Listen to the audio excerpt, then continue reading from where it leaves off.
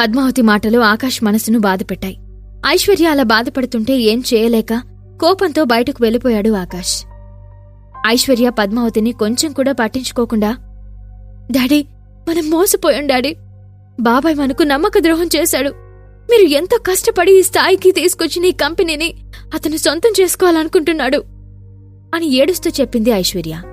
ఐశ్వర్య మాటలన్నీ విన్న తర్వాత కూల్గా, బేబీ, మీ బాబాయ్ మనసులో ఏముందో నాకు ఎప్పుడో తెలుసు అని చెప్పాడు చంద్రకాంత్. ఐశ్వర్య ఆశ్చర్యంగా చంద్రకాంత్ని చూస్తూ, డాడీ, తెలిసి కూడా ఎందుకు సైలెంట్గా ఉన్నారు అని అడిగింది. దేనికైనా సమయం రావాలి బేబీ. ఆ టైం ఇప్పుడొచ్చిందని అనుకుంటున్నాను. నువ్వు ఈ విషయం గురించి అంత ఆలోచించుకో. నీ బ్రెయిన్ పాడు చేసుకోకుండా పీస్ఫుల్గా నీ వర్క్ నువ్వు చూసుకో. వాళ్ళ గురించి నేను చూసుకుంటాను కాన్ఫిడెంట్గా చెప్పాడు చంద్రకాంత్. తండ్రి అంత ఖచ్చితంగా చెప్పేసరికి ఐశ్వర్య మనసు తేలికబడింది. సరే అన్నట్లుగా తల ఊపి తన రూంకి వెళ్ళిపోయింది ఐశ్వర్య. బయటకు వెళ్లిన ఆకాష్ కోపంతో అటూ ఇటూ తిరుగుతూ, నా ఐశ్వర్య కళ్ళల్లో కన్నిటిని రప్పించిన ప్రతి ఒక్కరికి సమాధానం చెప్పే తీరుతాను.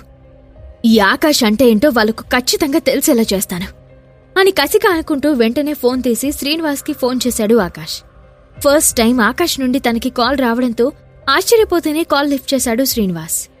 హలో అంకుల్, మనం ఇక్కడ స్టార్ట్ చేయబోతున్న రిసార్ట్ వర్క్ ఎవరు చూసుకుంటున్నారు అని డైరెక్ట్గా అడిగాడు ఆకాష్. ఆకాష్ అంత డైరెక్ట్గా అడగడంతో శ్రీనివాస్ ముందు షాక్ అయినా, ఫణీంద్ర అని విజయవాడ బ్రాంచ్ మేనేజర్ అని చెప్పాడు. అంకుల్, మీరేం చేస్తారో నాకు తెలీదు. చంద్ర రియల్ ఎస్టేట్స్ కంపెనీ నుండి మన కంపెనీతో డీల్ చేసుకోవడానికి మయూకాంత్, పవన్ అని 2 వ్యక్తులొస్తారు. ఎట్టి పరిస్థితుల్లోనూ ఆ డీల్ వాళ్ళకి ఓకే అవడానికి వీల్లేదు. ఎంత వీలైతే అంత అవమానించి ఆఫీస్ నుండి గెంటేయండి అని ఫస్ట్ టైం మిత్ర కంపెనీ సీఈఓగా మాట్లాడాడు ఆకాష్. కానీ ఆకాష్, ఆ కంపెనీ మీ మామగారిది కదా అని అనుమానంగా అడిగాడు శ్రీనివాస్. అవన్నీ మీకు అనవసరం అంకుల్, నేను చెప్పింది చేయండి అంతే అని సీరియస్గా చెప్పి కాల్ కట్ చేశాడు ఆకాష్. ఆకాష్ ఎంత సెన్సిటివ్ పర్సనో తెలిసిన శ్రీనివాస్ ఆకాష్ నుండి ఇలాంటి మాటల్ని అసలు ఎక్స్పెక్ట్ చేయలేదు. కానీ ఆకాష్ ఇలా మాట్లాడాడంటే ఏదో బలమైన కారణం ఉండి ఉంటుందని నమ్మాడు Srinivas.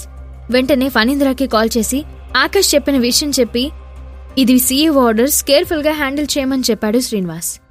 Next day morning Mayukant, Pawan Mitra branch ఆఫీస్కి వెళ్లారు.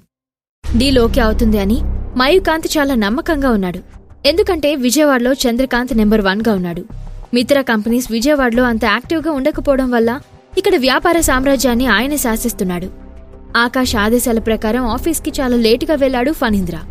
అతను వచ్చే వరకు మయూకాంత్ వాళ్ళని వెయిటింగ్ లాంజ్లో వెయిట్ చేయించారు.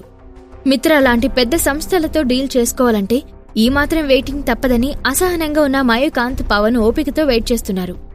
అప్పటికే మిత్రా గ్రూప్ ఆఫ్ కంపెనీస్కి సీఈఓగా ఎవరున్నారు అని తెలుసుకోవాలని తండ్రి కొడుకులు చాలా ట్రై చేశారు. బట్ అక్కడ స్టాఫ్కి కూడా తెలియదు అనడంతో నిరుత్సాహంగా కూర్చున్నారు. ఆఫ్టర్నూన్ అవడంతో ఫణీంద్ర పంపించమండంతో చాలా ఎగ్జైటింగ్గా 2 ఫణీంద్ర క్యాబిన్కి వెళ్లారు.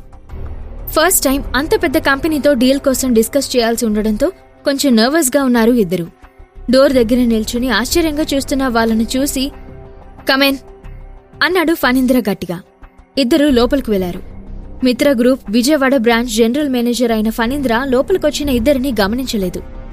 నిజానికి గమనించినట్లు ల్యాప్టాప్లో వర్క్ చేసుకుంటున్నాడు అనడం కరెక్ట్. వాళ్ళిద్దరూ లోపలికొచ్చి 10 మినిట్స్ అయినా ఫణీంద్ర తమ వైపు చూడకపోవడంతో మయూకాంత్, పవన్లకు చాలా అసహనంగా ఉంది. ఎక్స్క్యూజ్ మీ సార్ కొంచెం గట్టిగా అన్నాడు పవన్. కాని ఫణీంద్రకి ఏమీ వినిపించినట్టుగానే పనిలో బిజీగా ఉన్నట్లు నటించాడు. పవన్ ఓపిక నశించడంతో, సార్, మేము చంద్రకాంత్ కంపెనీ నుంచి వచ్చాం. నా పేరు పవన్ అని పవన్ చెప్పడం ముగించకముందే, నాకు తెలుసు అని నిర్మోహమాటంగా బదులిచ్చి మళ్లీ ల్యాప్టాప్లో తల దూర్చేశాడు ఫణీంద్ర. సార్, అది అని మళ్లీ ఏదో చెప్పబోతుంటే, ఇక్కడ బిజీగా ఉన్నది మీ కళ్ళకి కనిపించట్లేదా? ఈ మాత్రం కామన్ సెన్స్ లేకుండా ప్రాజెక్ట్ కోసం వచ్చారా అని కసురుకున్నాడు. ఫణీంద్ర బిహేవియర్ పవన్కు ఆయన తండ్రి మయూకాంత్కు చిరాకు తెప్పించాయి. అయితే తమకి రెస్పెక్ట్ కన్నా ఆయన ద్వారా వచ్చే ప్రాజెక్ట్ చాలా ముఖ్యమని కష్టంగా కూర్చుని ఉన్నారు. పవన్ మరోసారి మాట్లాడడం మొదలుపెట్టాడు. సార్, మేమెందుకొచ్చామంటే విజయవాడలో నెంబర్ 1 కంపెనీ చంద్రకాంత్ గారు అని చెప్పడంతో ఫణీంద్ర ఆసక్తిగా వాళ్ళ వైపు చూశాడు. మీరు చెప్పేదాకా ఆగేలలేరు. సరే చెప్పండి, ఈ కన్స్ట్రక్షన్ ఫీల్డ్లోకి ఎప్పుడొచ్చారు అని అడిగాడు ఫణీంద్ర. పవన్ హ్యాపీగా తన సమాధానం చెప్పడం ప్రారంభించాడు. చంద్రకాంత్ కంపెనీ గురించి, కంపెనీ కంప్లీట్ చేసిన వెంచర్స్ గురించి ఫణీంద్రతో మాట్లాడడం మొదలుపెట్టాడు. కొత్తగా ఏర్పాటైన ఇంజనీరింగ్ టీం గురించి, వాళ్ళు ఇంతకాలం చేస్తున్న రియల్ ఎస్టేట్ వ్యాపారం గురించి మొత్తం డీటెయిల్గా ఎక్స్ప్లెయిన్ చేశాడు పవన్. మాక్సిమం తమ కంపెనీ ఎంత సక్సెస్ఫుల్ గా రన్ అవుతుందో వివరించాడు పవన్. తాను చెప్పిన మాటలను బట్టి ఖచ్చితంగా ఈ ప్రాజెక్ట్ తమ చేతికొస్తుందన్న ఆనందంతో ఫణీంద్ర వైపు ఆసక్తిగా చూశాడు పవన్. ఫణీంద్ర పవన్ చెప్పిందంతా విని మౌనంగా ఆలోచించడం మయూకాంత్ గమనించాడు. ఇన్నాళ్ల తన అనుభవం, అతి తెలివితో, సార్, మీరీ డీల్ మాకేమీ ఫ్రీగా ఇవ్వాల్సిన అవసరం లేదు అంటూ తను తీసుకొచ్చిన సూట్ కేస్ టేబుల్ మీద పెట్టి, దీంట్లో 10 కోట్లున్నాయి. ఈ ప్రాజెక్ట్ మాకొచ్చేలా చేస్తే ఇది మీ సొంతం అవుతుంది అంటూ పొగరుగా మాట్లాడాడు. ఆ డబ్బును చూడగానే ఫణీంద్ర కళ్ళు మెరిసిపోయాయి. బ్రీఫ్ కేస్ తెరిచి చూశాడు. ఆ సూట్ కేస్ తెరిచి ఆ నోట్ల కట్టలను చూడగానే ఫణీంద్ర పెదాలపై నవ్వు మెరిసింది. ఆ నవ్వు చూడగానే మయూకాంత్, పవన్ కూడా గర్వంగా ఒకరినొకరు చూసుకున్నారు. ఫణీంద్ర డబ్బుకి లొంగుతాడా? ప్రాజెక్ట్తో పాటు చంద్రకాంత్ కంపెనీని మయూకాంత్ లాక్కుంటాడా? ఆకాష్ నెక్స్ట్ వేయబోయే స్టెప్ ఏంటి? ఈ ప్రశ్నలకు సమాధానాలు తెలుసుకోవాలంటే నెక్స్ట్ ఎపిసోడ్ వినాల్సిందే. క్రింద ఇచ్చిన లింక్ ని క్లిక్ చేసి పాకెట్ ఎఫ్ఎం యాప్ ని ఇన్స్టాల్ చేసుకోండి. Stay tune to pocket FM.